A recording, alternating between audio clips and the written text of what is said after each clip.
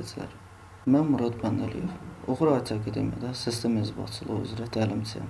Bu dərsimizdə keçən dərsdə qurduğumuz Windows serverin əsas ilkin konfigurasiyalarını həyata keçirəcəyik. Gəlin vaxt itirmədən dərsimizə başlayaq və sazlamaları birlikdə davam etdirək. Deməli, ilk növbədə Oracle VirtualBox-a daxil oluruq və keçən dərsdə qurduğumuz Windows Server 2016-na start edirik. Açılmasını gözləyirik.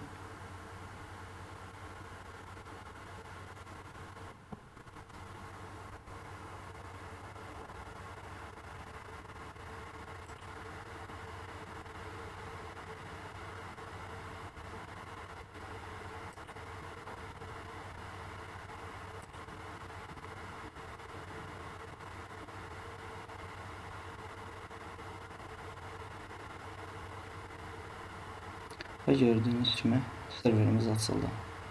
Buradan input, keyboard, insert, control, alt, delete. Keçən dərsdə təyin etdiyimiz administrator passwordunu burada daxil edirik.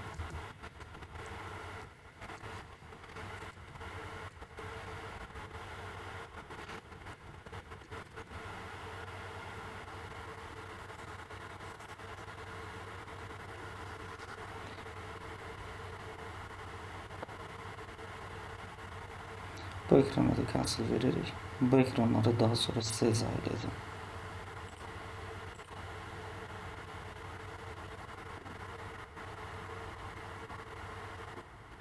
Gözləyirik server menecerin açılmasını və Windows serverin özünə gəlməsini.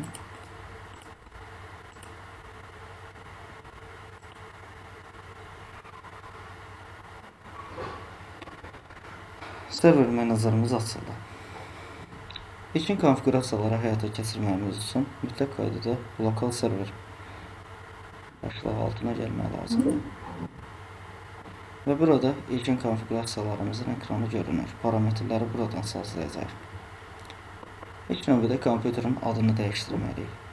Mütləq qaydada əgər bir server qaldırmışıqsa, ona mütləq şəkildə bir ad təyin etməliyik ki, biz serverlərə hamısını bir yerdən gördüyümüzdə hansı serverin nə işə yaradığını, hansı rolda olduğunu bilməyimiz üçün ona xüsusi bir ad verməliyik.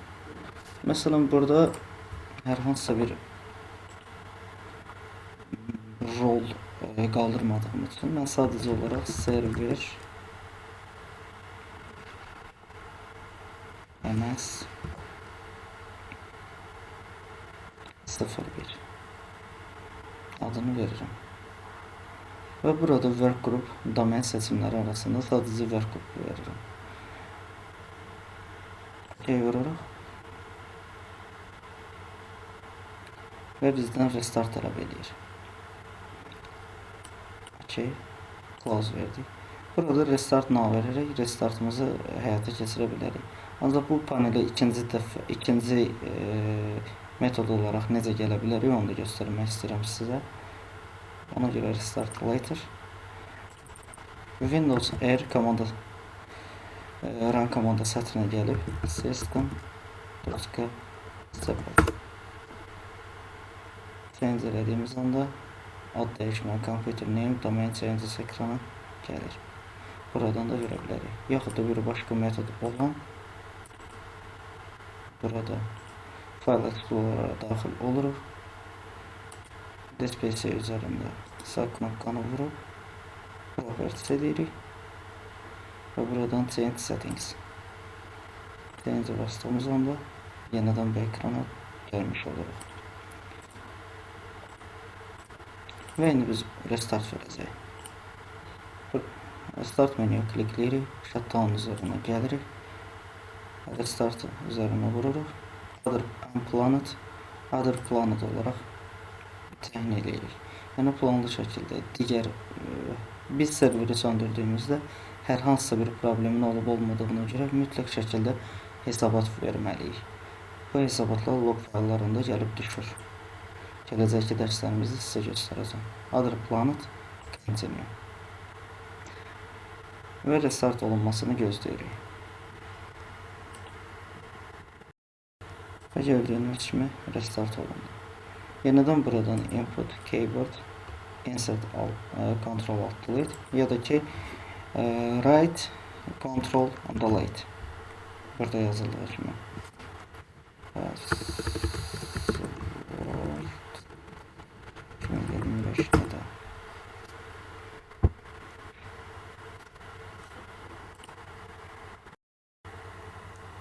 Lokal serverə daxil oluruq. Server mənəzərimizdə. Və gördüyünüz kimi server MS01 adı təyin olundu.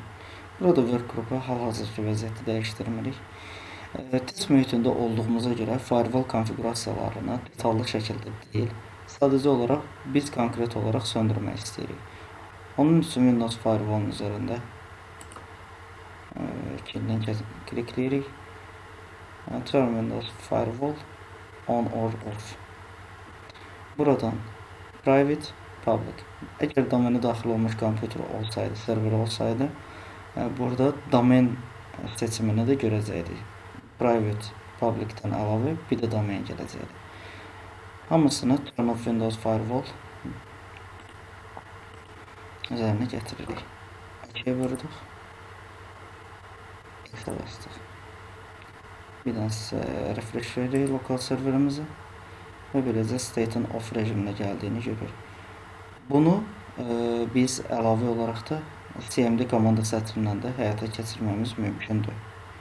Şimdi size onu göstereyim. Buradan Windows R run komanda sətrinə daxil oluruq. cmd.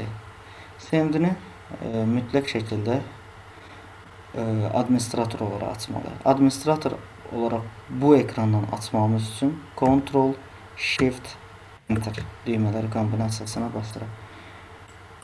Və administrator olaraq server açıldı. Amma ümumiyyətlə biz burada cmd-ni yazdığımızda da administrator olaraq sadəcə açılır. Mən sadəcə sizə göstərmək istədim ki, siz ola bilər ki, lokal kompüterdə, yəni sadəcə Windows 10, Windows 11 kimi domen olmayan kompüter, server olmayan kompüterlərdə daxil olduğunuzda bu ekrana administrator olaraq açılmır. Gəlin sizə belə göstərim. CMD. Gördüyünüz kimi sadə olaraq açılır. Ancaq burada Windows R, CMD, Ctrl, Shift, Enter. Burada olmaz anda gördüyünüz kimi administrator olaraq açılır. Bu ekranı bağlayırıq və bura net sh adv firewall set all profiles state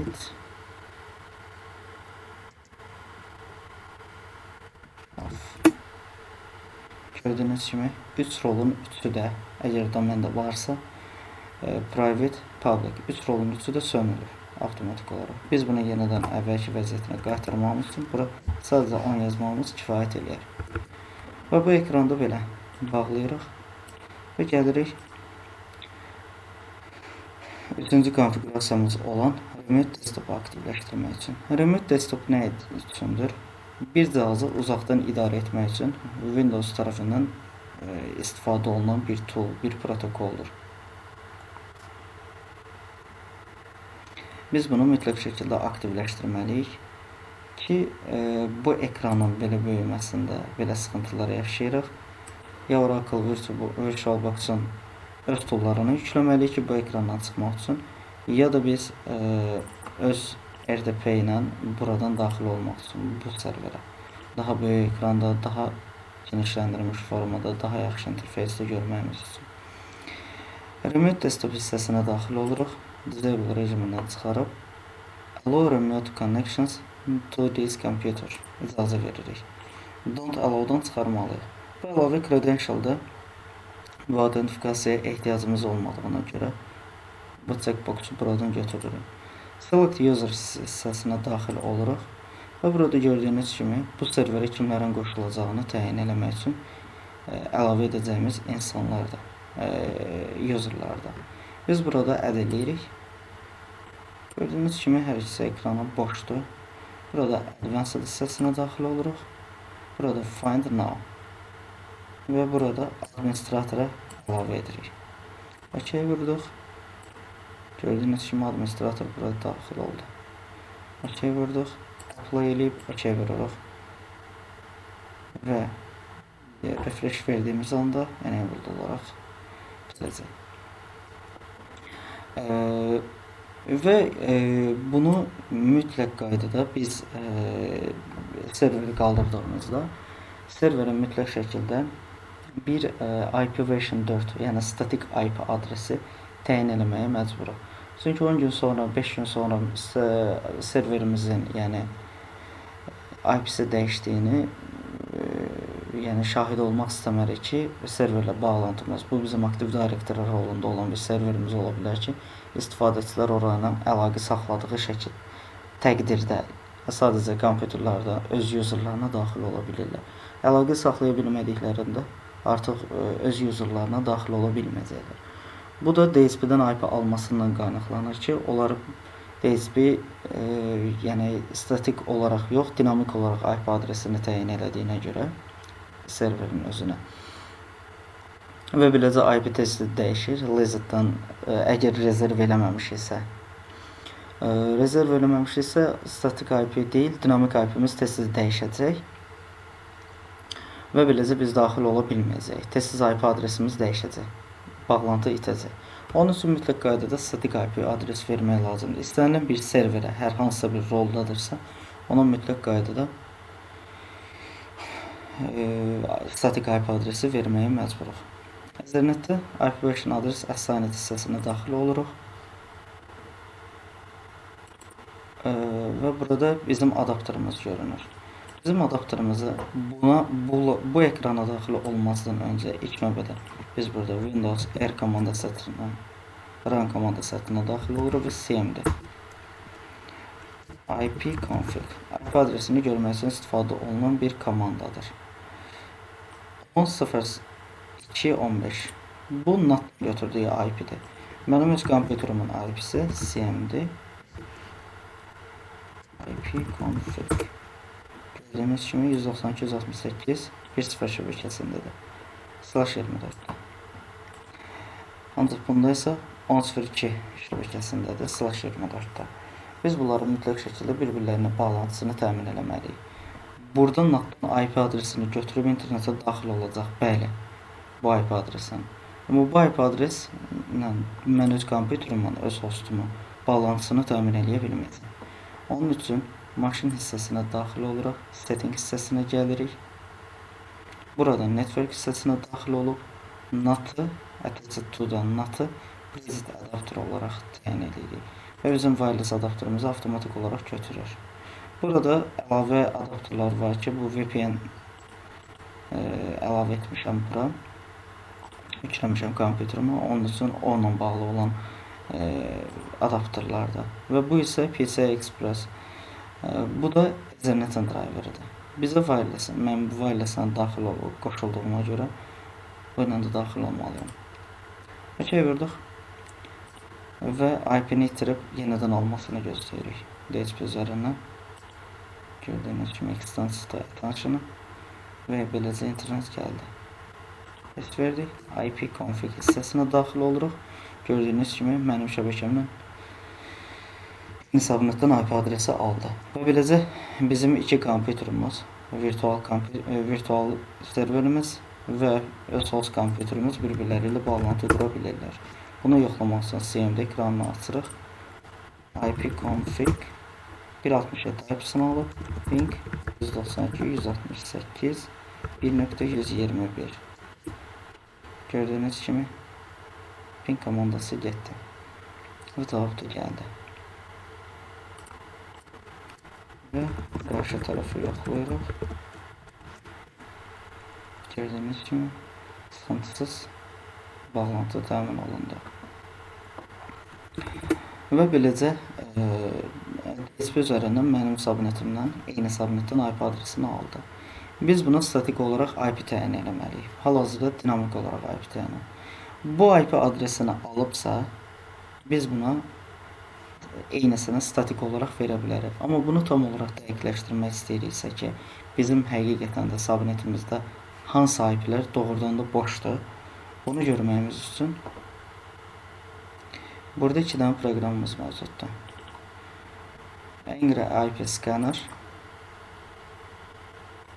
Bu proqrama daxil oluruq. Bu proqramı da necə yükləyirik? Bu programa daxil oluruq. Angry IP Scanner. Birinci çıxan linkə daxil oluruq. Biraz aşağı gəlirik. Free download. Bu ekranı close veririk. Biraz aşağı gəlirik. ipscan.exe. Buradakı saniyənin keçməsini gözləyirik və avtomatik olaraq özü bura yüklənəcək. Gördüyünüz kimi yükləndi. İndi məndə yükləndi olduğuna görə və ekranı atmışam. Və beləcə. Proqrama yenidən daxil oluruq. Burada subnetimizi skan eləməliyik ki, hansı IP-lər boşdur. 192, 168, 1.0 dan 1.255 aralığına qədər. Ekranı böyüdürük və start. Buralara böyüdürük. Bu sual işarələri ondan ibarətdir ki, yəni hal-hazırda sorğu gedir. Qırmızılar boş olmasını göstərir. Gördüyünüz kimi 192.168 1.1-ə ping dead, yəni ölü halda gedir. Bu deməkdir ki, bağlantı yoxdur orayla. Deməli, bu IP adresi boşdur. Biraz aşağı gəldiyimizdə göy rəngdə punktları görəcəyik. Gördüyünüz kimi göy ikonkaları görürük. 0 ms ilə 1.67 ilə əlaqə saxlanılır. Və beləcə scan 33 saniyə getdi. 1.0 ilə 1.255 arasında 256 dənə IP skan olundu və 7 dənəsi hal-hazırda doludur. İkiyə vuraraq gördüyünüz kimi göy rəngdə ikonka ilə olan 1.67 mənim desktopumun aldığı IP-dir. Yəni bu kompüterimin, hostumun.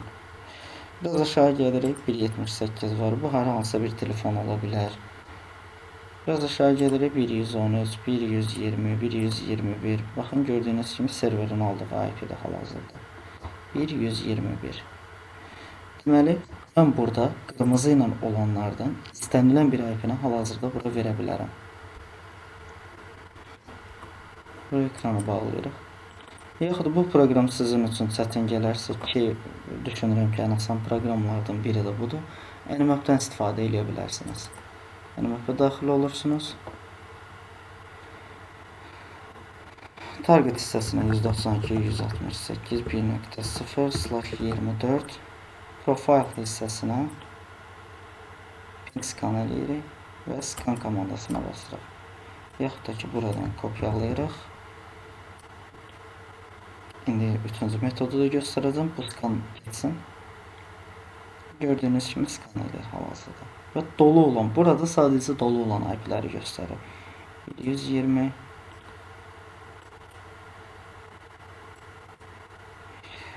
Burada bu bilsə IP düşməyib. 120, 115, 113, 178, 67. Və beləcə bu IP-lər göstərir. Ya da ki, Nmap kompüterimizə yüklü olduğu halda ki, bu Python-dan işləyirib. Burada Windows R komanda sətrinə daxil olur cmd və burada bu komandanı daxil edirik. Və beləcə IP adreslərini skan edib ekrana çıxaracaq. Gözləyirik.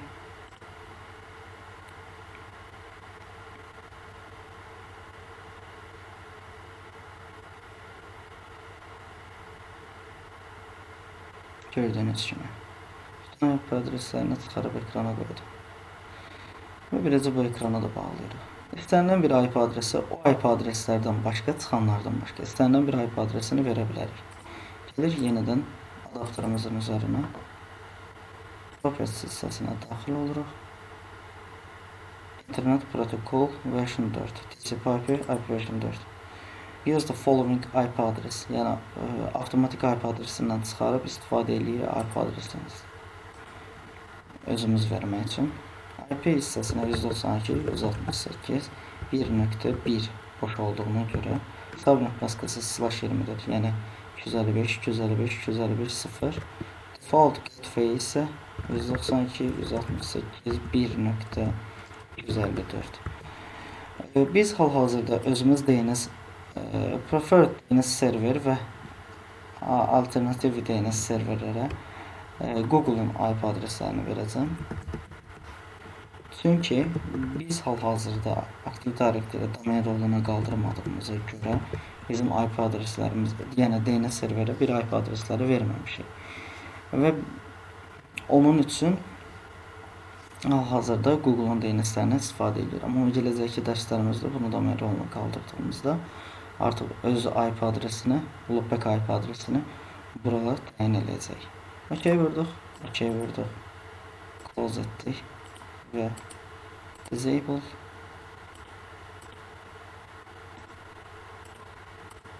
enable edirik və cmd komandasıyla IP config gördüyünüz kimi 1.1 IP adresini verdik. Bu ekranı da bağlayırıq və bura bir dənə də refresh veririk və gördüyünüz kimi IP adres təyin olundu. Gəlirik daha sonra son update'lərin yüklənməsi. Son update'lər üçün yoxlamalar bu tarixdə olub. Son update'lərin yüklənməsi isə heç vaxt eləyirik. Windows update'lərə gördüyünüz kimi buradan update'ləri özümüz əllə vurmamız düzgün deyil. Bu avtomatik olaraq özü gedib. Əslində biz bunları seçilmiş update'ləri sadəcə bu serverə yükləməliyik. Update verilməsi düzgün deyil yəni. Biz burada konfigurasiya eləməliydik ki, bu update'i biz özümüz əllə verək. X-ə basırıq. Windows Defender. Bu bizim Windows Defender, yəni antivirusumuzdur. Buna toxunmuruq. Burada Internet Explorer Enhanced Security Configuration. Yəni biz nəyisə bir test elədiyimizdə browserdən istifadə eləmək istəsək, browserda hər hansısa bir səhifəyə daxil ola bilməyəcək. Daxil olmaq istəsək belə hər dəqiqə belə bir seçim gələcək. Bax, belə security alertlərdən gələcək və bizi yoracaq. Baxın belə. Buradan gəlməliyik, add eləməliyik, add vurduq, close etdik və beləcə daxil olmaq. Hər yeni səhifəyə daxil olduğumuzda mütləq o səhifəni statik olaraq təyin eləməliyik.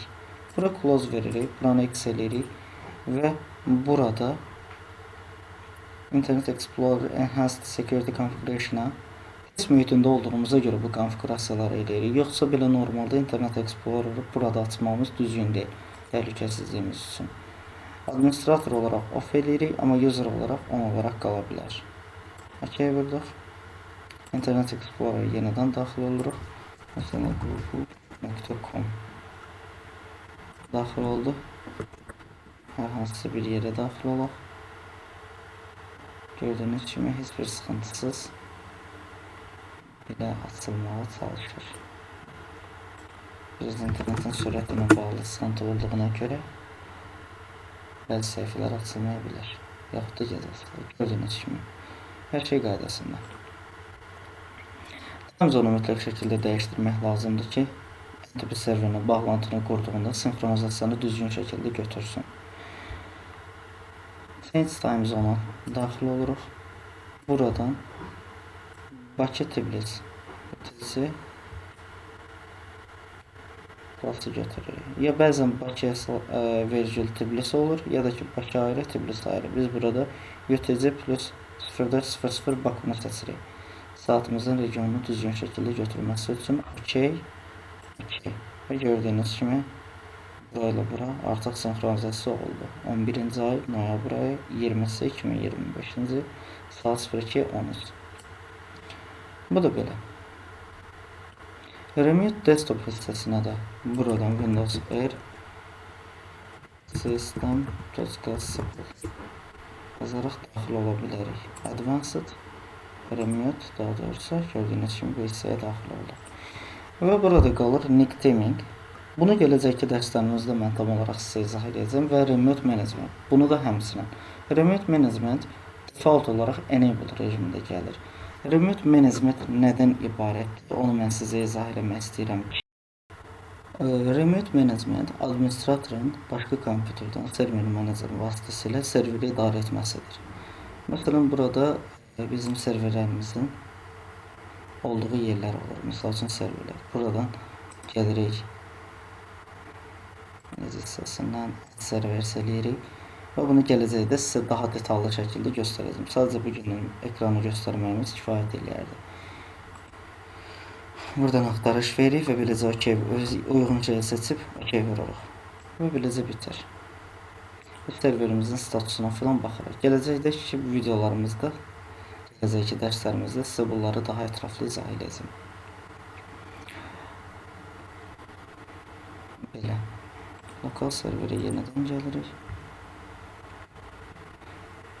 Və burada da gördüyünüz kimi operation sistemi versiyası, hardware informasiyalara, prosesorumuz tam olaraq göstərir, mənim kompüterimin prosesoru və burada installed memory RAM mənim nə qədər öz fiziki RAM-ım deyil, txt RAM komandası ilə bu komandanı yazırıq, öz RAM-ımıza baxmamız üçün. Mənim virtual maşına təyin elədiyim RAM burada görünür. Baxın, gördüyünüz kimi mənim əslində 16380-dir, yəni 16 GB RAM-ım var. Ancaq mən 4 təyin eləmişəm. Həmçinin də burada total disk space, burada gördüyünüz kimi məndə 750-likdir. 500 bura, 250 bura. Ancaq mən bura sadəcə olaraq 50 GB təyin eləmişəm. Üçüncü dərsimizdə bu qədər. Videoların davamı üçün kanalı dəstəkləməyi unutmayın. Videonu bəyənib, şərh yazaraq və dostlarınızla paylaşarak bizə böyük motivasiya verə bilərsiniz. Həmçinin Urayət Akademiyanı sosial şəbəkələrdə izləməyi də unutmayın.